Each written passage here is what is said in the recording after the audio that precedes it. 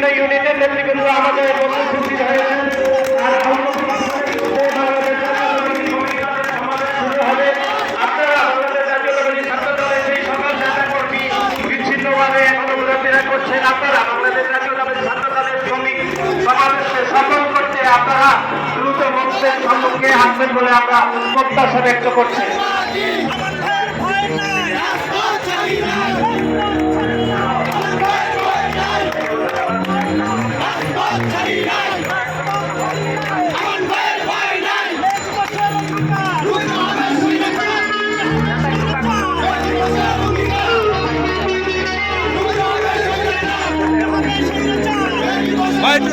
Gap,